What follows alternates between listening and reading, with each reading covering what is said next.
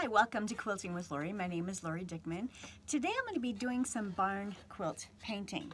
And I've got one finished here as a sample for you. I'm going to show you how you can do this at home using some wooden boards or some canvas mats, something very easy that you can accomplish in your home. Nice decor for your quilt studio, for your home, for your sewing room. All right, let's take a look at some of the supplies. I have a pencil with an eraser. I have a variety of different paint brushes. You could use a sponge as well, but I used a variety of different size paint brushes because it allowed me to get into some of the smaller areas. I do have some blue masking tape or painter's tape. Masking tape is good as well because you'll be painting off the areas that you don't want to get wet as you're working through this, and that will make more sense here in a few minutes. I've got this little palette for my paints. I've got some water in here, and then I'm using an acrylic paint. This is a set that I got at Michael's. Let's see, Artist Loft, and there are 24 different colors in here, so there's quite an assortment. I got these on sale probably at Christmas a couple years back, but Michael's often has some sales on a variety of paint items. So does Hobby Lobby, Joann's. Find a store that is your favorite close to where you live and see what you can find there. So this is one that I just finished, and I purchased this board at Michael's. Let me show you another one here before it was painted. So they come like this. It does have a string at the back as well as this, so that's already included on it. You can buy them individually. I bought the set at Michael's. You can buy them either in raw wood or a dark wood or a white, kind of a washed white wood. They come individually for $6.99. That came as a set for two of them for $9.99. So I got two of them, and I'm going to create this one for myself. The other one is for a friend of mine. And then you could also, if you have lots of canvas mats at your home, you could use a canvas mat. And I'm going to show you how I traced out my design on this. This is just an 8x10 canvas mat. Here's another canvas mat. This is a flat one, as you can see. These are all Artist Loft. And I believe this is a 12x16, if I remember correctly. I'll measure it here in a minute. And I've just gridded it off. And what you can do at the bottom is you can actually stencil in the name of the block that you're going to use. So those are the supplies that I'm using, and of course water, and I have some paper towels here, and then I'm protecting my table here with this paper. The first thing that I did to both of these and to this wooden piece is to grid them. This piece of wood that I got at Michael's was a 10x10. So I simply just made it into 5 squares lengthwise and widthwise, and just made a complete grid, and then I identified what block I was going to make based upon that. On this smaller one here, this is an 8x10 canvas, so I have gridded an 8x8, so 4 across, 4 down, and I've just made 2-inch grid here, and this one's going to be a Clay's Choice. And I'm not sure if you can see it very well, but I've already put the diagonal lines across the particular squares that I'm going to be painting, and I have identified them with an LG for light green, a B for blue, light green, blue, etc. And then the squares that are not marked will get painted white. And the mat is white. I guess I wouldn't have to paint it white, but I think I will go ahead and paint those empty squares. They'll remain white. Or if you wanted your block to be a different background color, you could certainly do that. Maybe you wanted black or gray, whatever, so that's something that you could do. But I'm mainly going to use these 3 shades here in this Clay's Choice block, the light green, the blue, and the white. Now, on this one, so this is a 4x4 block, so any quilt pattern that's a 4x4 I can accomplish on this 8x8 inch grid on this mat. On this one right here, It is a 5 by 5, as you can see. So I would need to locate a quilt block that uses a design of 5 by 5. And then I could go ahead and get that penciled on there. And I haven't actually thought about what I'm going to put on here. I need to go into my quilt books, or you can even go onto Google and look for free clip art or free quilt designs or quilt patterns or blocks, and identify a block that's 5 by 5, and you could sketch it on there, and then you could paint it. So let's go ahead and get started with this one first, so you kind of see what I'm going to do, how I'm going to paint it, how I'm going to use this painter's tape, and get this all accomplished. Another thing I did after I finished painting all of this, I did outline the squares with a magic marker, a permanent marker, and then I used an acrylic, a clear acrylic spray to finish it. I gave it a couple of coats of that so that this is weatherproof in case it's hung out on the porch or something. But so that one is finished and it's ready to hang. Like I mentioned, these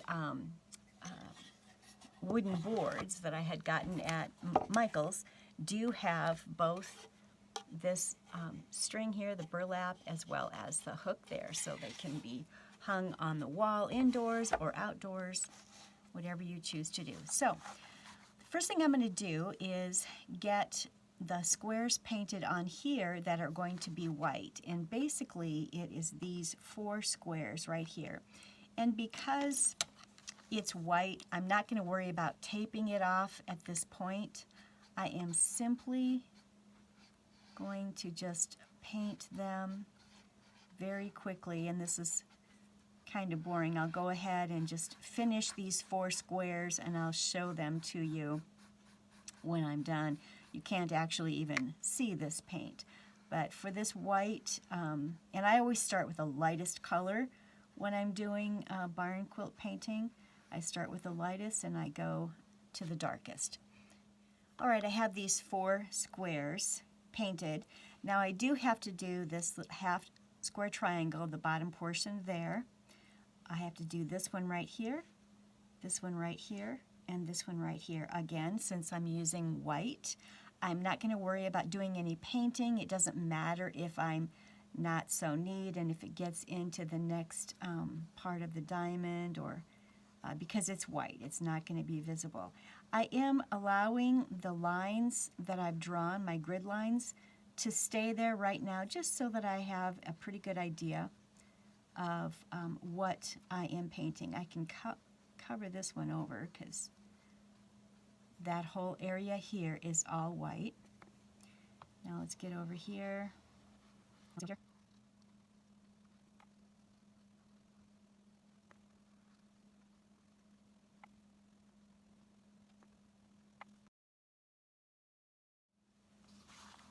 What I do is make sure between each coating of paint that it is completely dry. When I worked on this one the other day, I simply just put it outdoors on this in the sun. I was working upstairs and I was able to put it outdoors in the sun, and the wind and the sun dried it almost within minutes between each coat. But now that the white is done, I want to start with my next color, which will be the light green. That's the next lighter color. And so I want to tape off the areas that are white, and I want to tape off the areas that are green, excuse me, blue, so that the blue and the white do not get any of the green paint on them. That is where the blue painter's tape comes in. I often peel off some of the tape and place it somewhere where it's easily accessible. All right, so this one's going to be light green. This one's going to be light green because I have marked the LG on there. In fact, I want to straighten this edge here. It's going to be right up against that. Okay, so that's going to be light green. I'm protecting the white. This triangle here is going to be light green.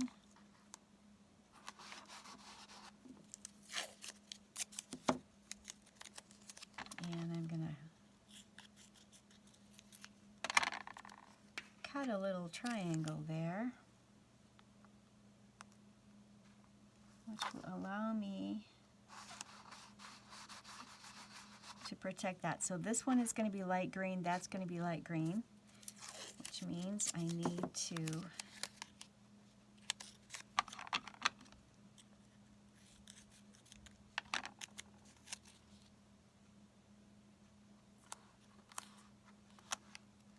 protect this here.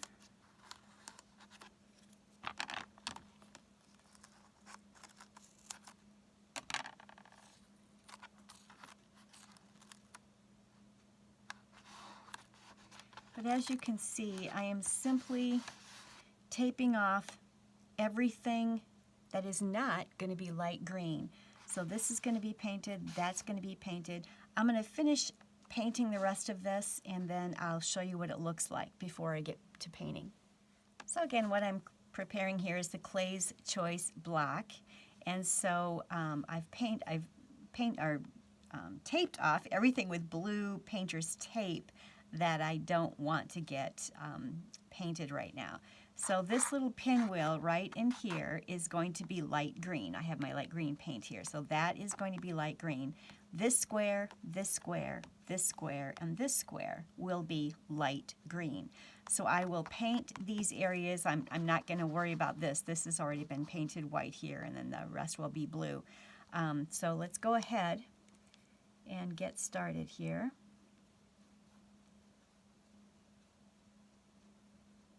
And since this is a canvas, I'm just kind of painting right off to the edge there. You could certainly paint this all the way around the edge of that canvas if you wanted to.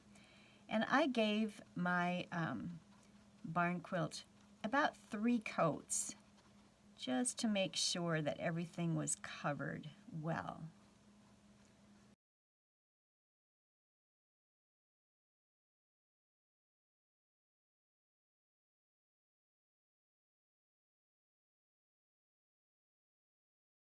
Here's the first coat. I'm going to use my blow dryer here in a second and dry the first coat. I'm going to do this at least once, if not 2 more times. But I have my 4 corner squares of my Clay's Choice block painted, and I have my pinwheel of my Clay's Choice block painted. I've dried it with the blow dryer, and as you can see, there's a lot of areas that need to definitely have a second coat, maybe even a third coat. So I'm going to go ahead and paint again some more green. I've got to add some to my dish, and I'm going to repaint the same areas here with the green one more time. All right, so I have 3 coats, and I have blow dried it with the blow dryer each time. Let's see how this worked. Let's see how much bleeding through there was.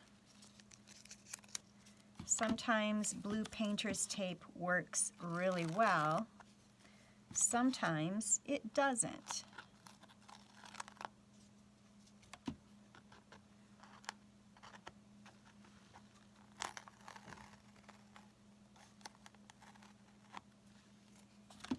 There's a little bit of feathering there that I don't really care for. So I'll need to fix some of that. This will actually be painted with blue, and that will be painted with blue, so that'll cover up what's coming through there. I think I had better success with regular masking tape. When I did this one, I used regular masking tape, not the painter's tape. And I think I'm going to go upstairs and grab the regular masking tape, because I think I had much better success. I didn't have all of this bleeding like I'm having with this blue painter's tape. Yeah, there's a lot of bleeding there. Now fortunately in these pinwheel areas I can cover that up because I'll be painting each of these with blue. I'll be painting that with blue, so that should be okay. I'll be painting this with blue. This is white, and there's a mess right here, so I'm going to have to fix that. I'm going to have to fix that. So yeah, I think I'm going to go up and get my regular masking tape. It worked much better than the blue painter's tape. So a couple things. I am using my regular masking tape, which is what I used when I did this one the other day. And it worked out very well. My blue masking tape is not painter's tape, I guess it's called. It's not working well to seal. And so I'm going to go back to my regular masking tape. However, there is a painter's tape. It's got the name of Frog something. It's a green painter's tape. That I've heard is supposed to be really great stuff. So if you have that, I would recommend you try it. I just don't have it, so I'm just going to resort back to my regular masking tape here. Another thing I just noticed here, this blue, I love this blue, but it actually is lighter than this green, so it is a color that I should have done second. I thought it was going to be darker than the green, and it's turning out to be vice versa, but we'll just see how it goes here. I've got everything taped off. This, and this will be blue. One thing you can also do, and I meant to tell you this earlier, if you're going to be painting over lines, you could get those erased so that they don't become a permanent part of your barn quilt here. Sometimes they show through. So I am erasing the B's. I put a very light letter B on there, which helped me to know that that's where I was painting it in blue. Getting rid of that grid line, getting rid of that B. Getting rid of this grid line, that B, and getting it off of here. Whoops. Okay. Now, let me see how this is going to work.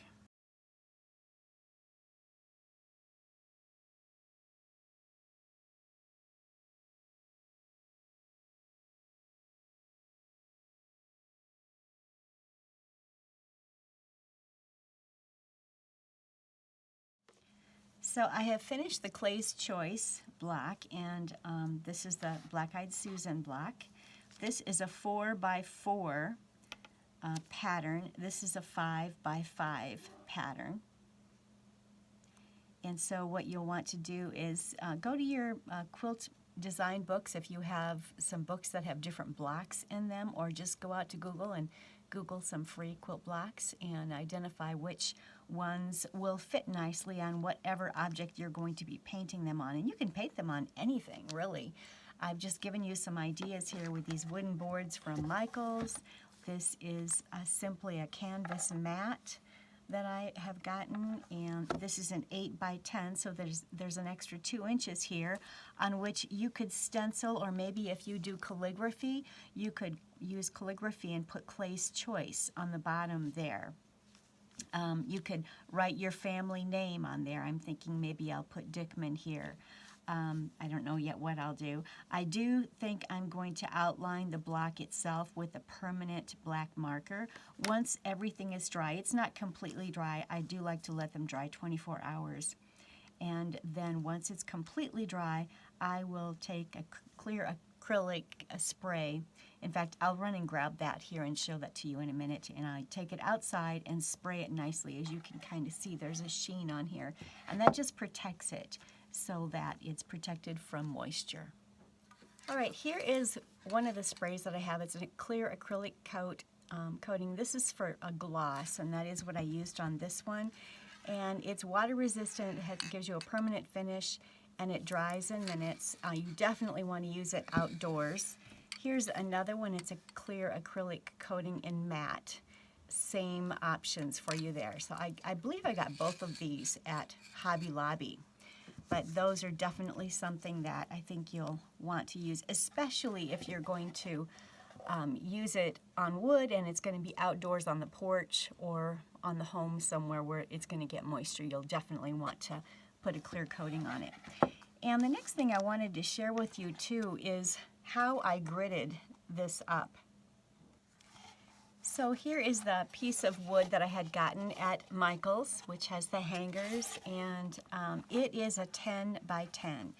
So when I did a grid on this, I simply went down to the bottom here and put a tick mark every 2 inches, came to the top, put a tick mark every 2 inches, and then I connected those lines this way.